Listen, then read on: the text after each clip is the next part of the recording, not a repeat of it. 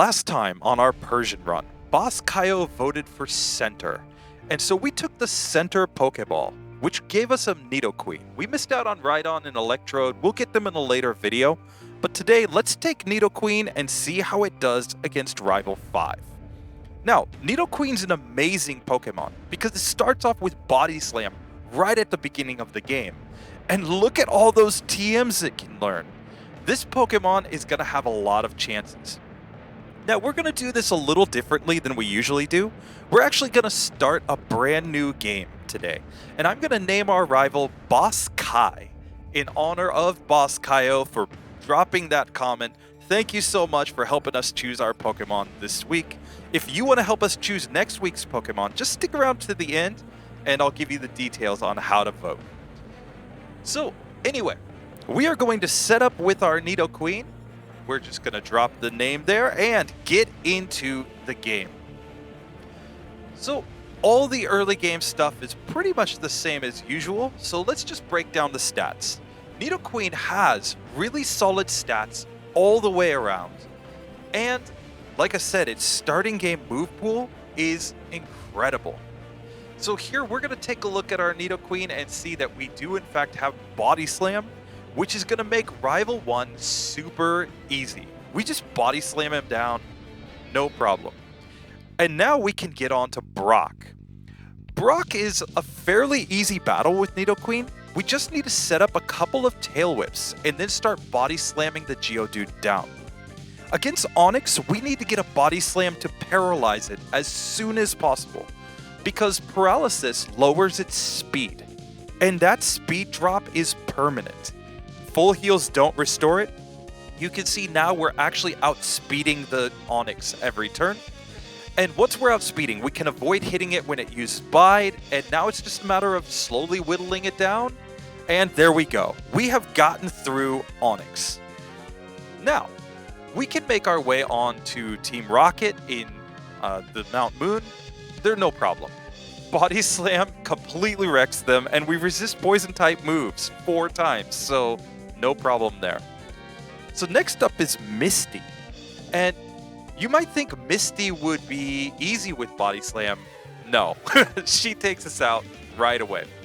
So let's try Rival 2 instead, where Body Slam and Double Kick are going to enable us to get through his Pokemon very easily. We're just going to Body Slam down Sandshrew, and yeah, the accuracy drops suck, but we can get through. We're just going to Double Kick Rattata and Double Kick Eevee. If we can get one more hit, there we go. We got through Rival 2. Not really too challenging. And nothing else on the way to Bill's house is really that hard. So we just pick up our SS ticket, and we're going to take a trip down to Rival 3 before we try Misty one more time. So Rival 3, he's really no problem. It's the same as Rival 2. We're just going to use Body Slam and Double Kick to get through his Pokemon. And yeah, that was no trouble at all. So let's just pick up the Cut HM and then get back to Misty, where now that we've gained a couple of levels, Body Slam will enable us to one-hit KO the Staryu, and it's just a couple Body Slams to get through Starmie. And there we go. Next, on to Lieutenant Surge. We have ground typing, so he can't use Thunderbolt on us. And Body Slam is super strong. We get Paralysis turn 1, and we're through. So next is on our way to Rock Tunnel, but there's not really too much to worry about there. We're just going to pick up our bike very quickly and heal up to get ready to go. So in Rock Tunnel, the first Pokemaniac does pose some troubles.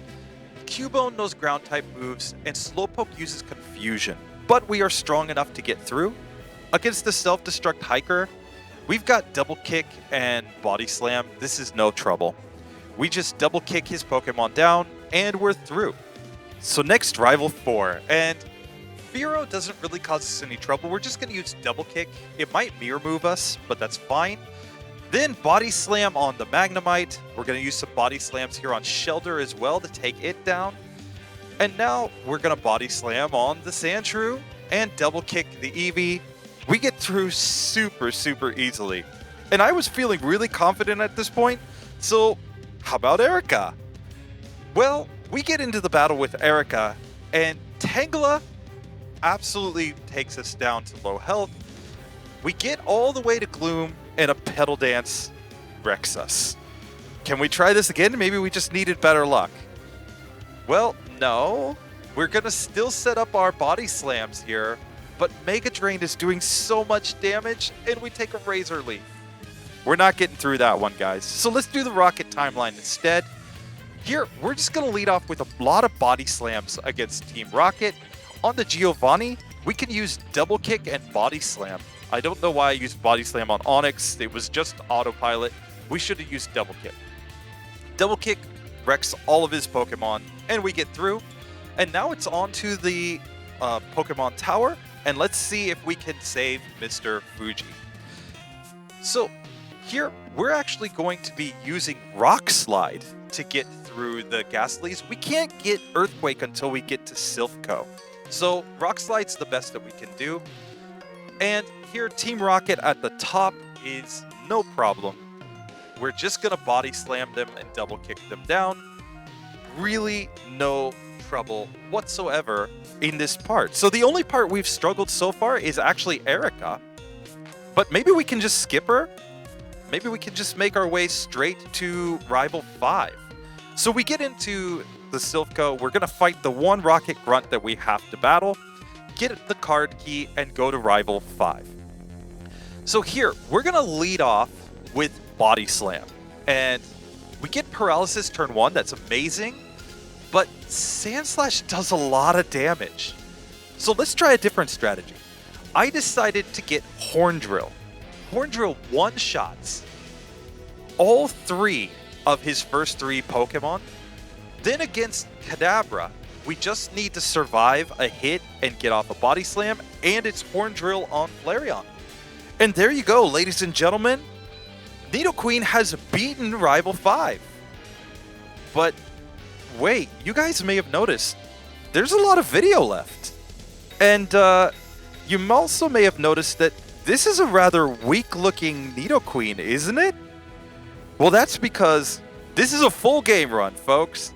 And this is a 0 DVs Nidoqueen that we've been running this whole time. That's right. We are actually carrying on from the challenge that I posted earlier last week, where we took Bulbasaur on 0 DVs through the entire game. So moving on to Giovanni, it's just a matter of trying to get off our Horn Drill. Doesn't actually end up working. We use up all of our PP. We had to reset and try this again. So we Horn Drill. Now we're going to Body Slam down the Persian. Here, we don't have anything better really than Horn Drill on Rhyhorn because of the fact that we've deleted Double Kick. And here we're trying to get a Body Slam down on Nidoqueen. We get through it, and we're on to the next part. We're actually going to try Sabrina now. And Sabrina's not as hard as you would think. Sabrina doesn't use Smart AI, so we're actually able to use Body Slam to take her Pokemon down. Let's move on now to Erica for round 2. So here against Erica in the second attempt, we have Horn Drill to take out Tangela, and we just Horn Drill all of her Pokemon down. Now let's try our hand at Koga. We have access to Earthquake, which is going to make these Psychic types much easier to deal with the Jugglers, but now it's Koga himself. We outspeed the first 3 Venonats, so we can use Horn Drill on them to take them out. We get through with good health to Venomoth, and Venomoth uses Leech Life. If it had used Psychic, we would have lost. Leech Life was perfect, and we got through. We're going to pick up all the items that we need in the Safari Zone and make our way on to Blaine. It's just very simple to get through the Pokemon Mansion, get the secret key, and let's battle Blaine himself. Now, we're going for Paralysis with Body Slam and then trying to take out his Pokemon with Horn Drill. So here, we get Paralysis turn 1 on Arcanine, and we're very close to fainting, but if we can get a Horn Drill, yes! We are through Arcanine, and that's 7 badges done. Now Giovanni. This is where we actually have to add Double Team to our moveset. We don't want to set up double team on the Duck Trio because we level up just after that. So we're actually setting up here on the Persian. Once we get all our double teams set up, we can body slam the Persian and then use Earthquake to get through the rest of his Pokemon. It's really not too difficult because we can survive one dig from the Duck Trio, but we get through. Now, Rival 6. This one, we have double team, so we're going to set it up right here on the Sand Slash. Once we get double team set up, it's going to be time to switch into Body Slam, take out the Sand Slash. We're going to Body Slam down the Execute, and we're going to switch to Rock Slide to deal with Cloyster. After that, all these Pokemon can go down to Earthquake very, very easily, and we are on to the Elite Four. So now, can we beat the Elite Four? Lorelei. We need to start off by setting up some double teams here on Dugong, and then Rock Slide it down. We're going to use Rock Slide here on Cloyster as well to take it out. We can switch into Earthquake here on Slowbro. A few Earthquakes is very bulky, but we do manage to take it down. Jinx, Earthquake, it's a one-shot, and now we really need to get through Lapras, and I'm using Earthquake to get through this one. There we go. Lorelei's down. Next up, Bruno. So again, we're going to set up our double teams here on the Onix. And this one we probably don't absolutely need double team. It's just going to make it more consistent. But now we can Body Slam down the Hitmonchan, Body Slam down the Hitmonlee, Earthquake on the second Onix. And we use a Body Slam because it's on low health. And we are also going to Earthquake down Machamp. Yeah, Bruno's no challenge. We get through. Next up, Agatha. And Agatha is kind of interesting because we do have Earthquake. So we're not necessarily going to set up all the double teams. It's not necessary, but we're just doing it for consistency here. So now Earthquake will allow us to take out the Gengar. And it's using Substitute a bunch of times, but that's fine. We get through. Rock Slide here on Golbat is not a one-hit. We have to use two, but then it's a one-shot, another one-shot, and a one-shot on the final Gengar. We're on to Lance. Now for Lance, we need to learn Ice Beam because that's super important for getting through. And we will absolutely need to use Double Team against Gyarados.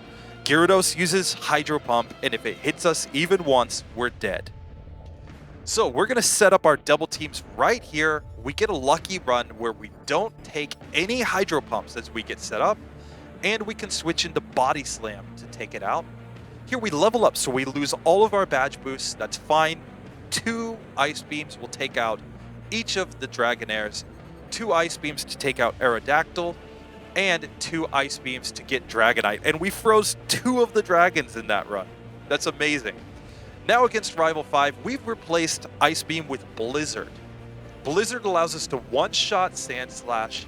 We one-shot Alakazam, and now it's on to Executor. We take Leech Seed from it, but that should be okay. We're going to finish our setup now actually on the Magneton. That's because we've leveled up at this point. Now Earthquake is a one-hit on Magneton. We're going to need to use a few Earthquakes to get through Cloyster. That's why we need the badge boosts here. Finally, 1 Earthquake takes out Flareon, and we have done it. Nidoqueen has beaten the champion on 0 DVs and minimum battles.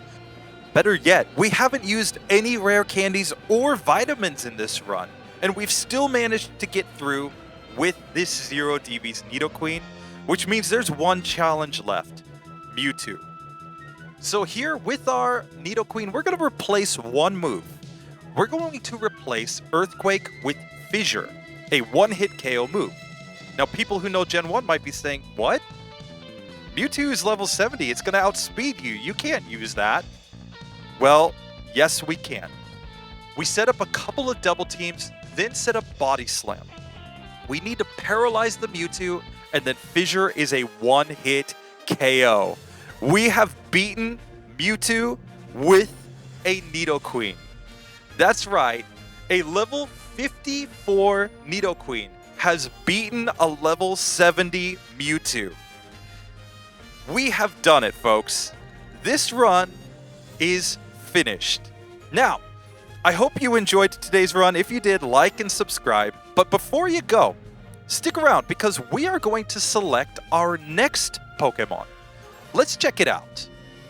So every time you guys vote left, center, or right to decide which Pokemon we choose from the RBY Pokemon Challenges website.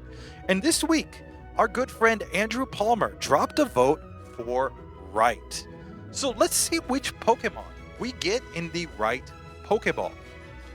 Seeking. Okay. We missed out on Moltres in the center Pokeball, and we actually missed out on Snorlax in the left.